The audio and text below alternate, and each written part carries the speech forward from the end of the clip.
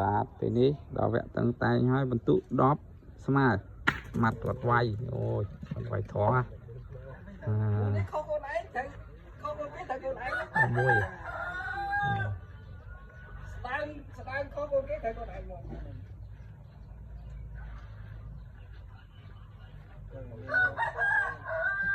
ឥឡូវតាគាត់វែកផ្លូវចូល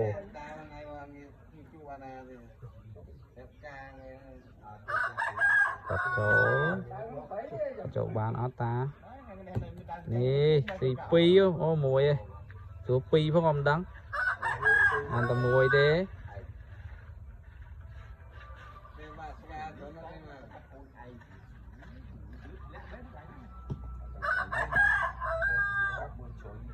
លើស្មាត់គាត់វាយទៀតហើយ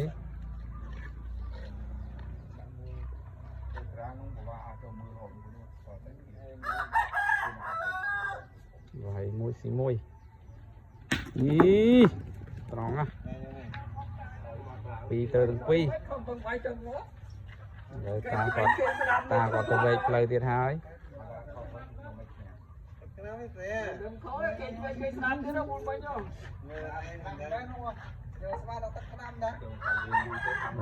តាគាត់ចូលមិនគាត់ចូលបានមួយស្មាត់គាត់វាយទៅហើយឥឡូវគាត់តាគាត់ចូលមួយទៀតមកហើយពឹងអូស៊ីតាស៊ីហើយវាយមួយស៊ី2ម៉ាំងត្រូវឲ្យញ៉ាំបើគ្នាចូលហើយលើបាត់ឆ្ងាញ់មក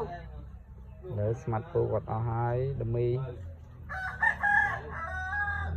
គាត់វាយមកបាទគេជួយដែរបើគេញ៉ាំហើយមិនលៀងទឹកទៅខ្ញុំលៀងទឹកណាលើគាត់ជូតដៃឲ្យស្អាតហើយគាត់ត្រូវវាយមកហើយ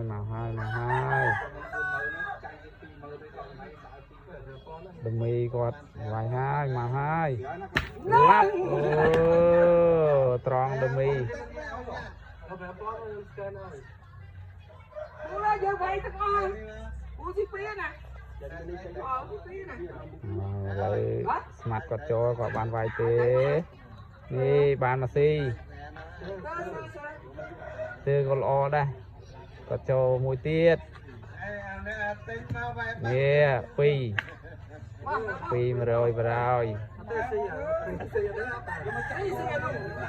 ដែរឥឡូវដមីគាត់នៅមកគាត់វាយទៀតហើយគាត់បងឲ្យដាច់នេះទៅអត់